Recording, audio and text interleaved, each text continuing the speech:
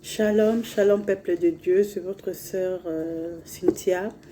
Aujourd'hui nous allons parler de quand Dieu transforme notre vie. Quand Dieu transforme notre vie. Quand Dieu transforme notre vie. Alors, deux fois nous demandons pourquoi je n'arrive pas à faire le bien que je veux faire, pourquoi je fais le mal que je ne veux pas faire.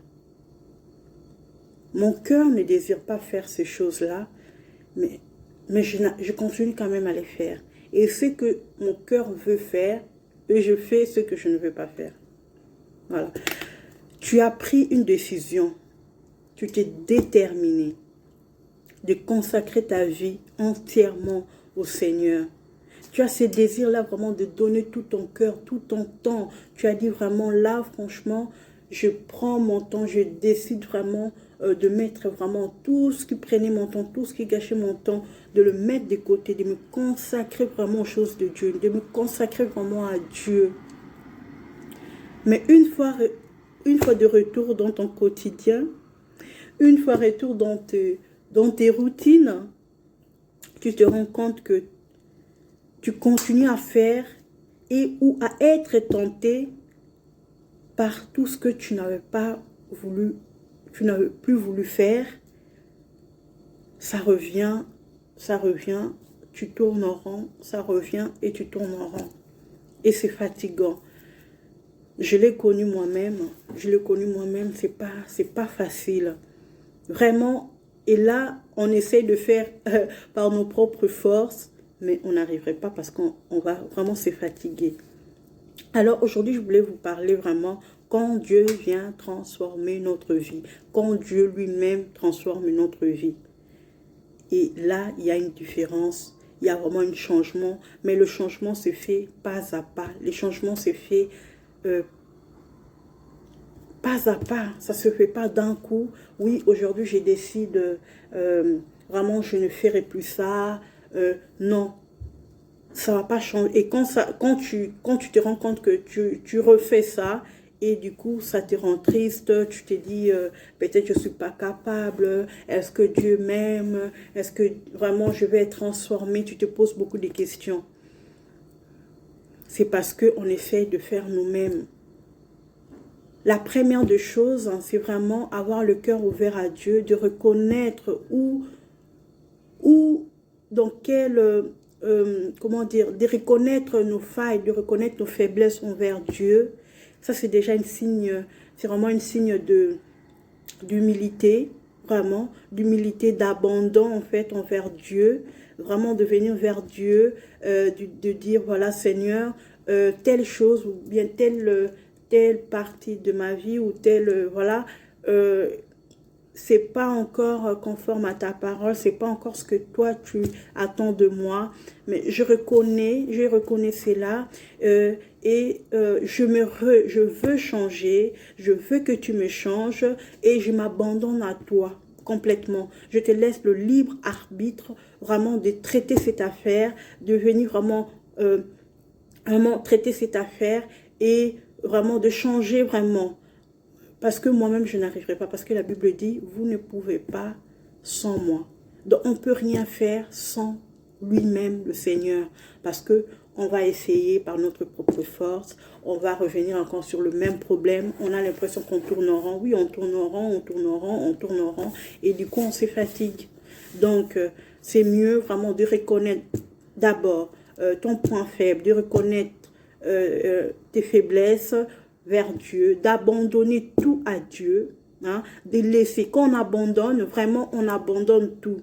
C'est pas qu'on dit, Seigneur, je te donne tout, et après, on reprend encore et on marche avec. Non, on abandonne tout, même si c'est encore assez difficile pour abandonner, mais notre cœur est conscient que telle chose, je ne veux plus de ça et je le donne à Dieu. Et je l'ai déjà donné à Dieu. Il faut que ça devienne maintenant dans nos pensées, ça reste dans nos pensées et dans notre cœur. Vraiment d'être conscient que c'est telle chose, je le refuse en fait, et je l'ai donné à Dieu, et tu le donnes à Dieu tous les jours, parce que la vie chrétienne, comme je dis toujours, la vie chrétienne, c'est une vie de décisions de tous les jours. Tous les jours, tu dois décider de marcher dans la piété, tu dois décider de marcher dans l'amour, marcher dans l'obéissance, marcher dans la compassion. Tous les jours, on doit vraiment faire des décisions. C'est des décisions de tous les jours. Des décisions de tous les jours. Voilà. Donc, on va lire un verset biblique. Romains 7, 18 à 21. Romains 7, 18 à 21. La Bible dit, je trouve donc en moi cette loi. Quand je veux faire le bien, le mal est attaché à moi. Voilà, le mal est attaché à moi. Comme l'apôtre Paul dit que, voilà, qui me délivrera de ces péchés, de ces choses qui me tiennent tant. Voilà, je ne veux pas de cela, mais cela est tellement attaché à moi. Cela est tellement, vraiment, c'est vraiment collé à moi. Je ne le veux pas. En fait, je fais le mal que je ne veux pas. En fait, je ne sais pas si vous comprenez, je fais ce que je ne veux pas faire et je ne fais pas ce que je veux faire. Donc, qui va me délivrer de cela? Qui va me délivrer? Qui va me détacher de ces choses qui me bloquent tant, qui me bloque, qui me fait tourner en rond, qui ralentit tout. Voilà, parce que on ne peut pas avancer avec Dieu quand ces choses est encore très attachées à nous. Vraiment, le Seigneur désire aussi nous enlever ça. Le Seigneur désire vraiment vraiment nous laver, nous purifier, nous détacher de toutes ces choses. C'est le Saint-Esprit, c'est le travail du Saint-Esprit. Et c'est le Saint-Esprit qui fait ça. C'est le Saint-Esprit qui vient nous aider parce que nous-mêmes, on n'arrivera pas à le faire. On n'arriverait pas à le faire correctement. Donc, on va lire 2 Pierre 1, 2 à 4. 2 Pierre 1, 2 à 4. Que la grâce et la paix vous soient multipliées par la connaissance de Dieu et de Jésus notre Seigneur, comme sa divine puissance nous a donné tout ce qui contribue à la vie et à la piété au moyen de la connaissance de celui qui nous a appelés par sa propre gloire et par sa vertu, lequel nous assurons de sa part le plus grande et le plus précieuse promesse, afin que par elle vous deveniez participants de la nature divine, en fuyant la corruption qui existe dans le monde par la convoitise. Donc, voilà. Donc, c'est le Seigneur qui le fait. C'est en venant régulièrement dans la présence de Dieu, rechercher la présence de Dieu, en méditant la parole de Dieu régulièrement, vraiment en désirant cela, que le Seigneur vient prendre la première place dans votre vie, que le Seigneur vraiment vient et petit à petit, le Seigneur le fait. Si c'est vraiment votre désir, le Seigneur vient le faire parce que c'est ce qu'il veut. C'est ce qu'il veut pour vous. On va lire aussi 2 Corinthiens 1 à 18. 2 Corinthiens 1 à 18.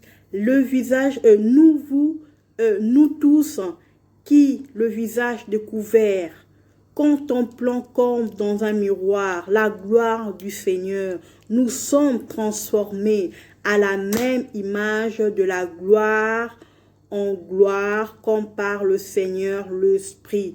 Donc, on peut lire aussi Romains 12, 2. On peut lire aussi Romains 12, 2. Vous pouvez le lire à la maison. Donc, le Seigneur désire nous changer. Le Seigneur veut nous changer. Le Seigneur, le Saint-Esprit vient pointer dans notre vie. Quand nous venons à Dieu, nous ouvrons vraiment notre cœur en lui, le Seigneur vient pointer là où ça ne va pas dans notre vie, des endroits où ça ne va pas dans notre vie. Le Seigneur vient pointer afin que nous puissions ramener ces problèmes-là encore vers lui pour que lui, il puisse vraiment nous aider à changer. Donc, il faut aimer que le Seigneur vraiment transforme notre vie. Il faut laisser, abandonner votre vie vraiment au Seigneur pour que le Seigneur puisse prendre vraiment toute cette place, vraiment, afin qu'il puisse transformer notre vie. C'est une bonne chose. C'est vrai que ça va coûter, ça coûte. La transformation coûte, mais vous allez gagner en abondance. C'est ce qui est bien. Vous allez gagner en abondance. Vous allez gagner en abondance. La transformation, vraiment, ça demande beaucoup. Ça demande beaucoup. Vous allez abandonner vos habitudes. Vous allez abandonner vraiment des choses que vous avez fait tant d'années.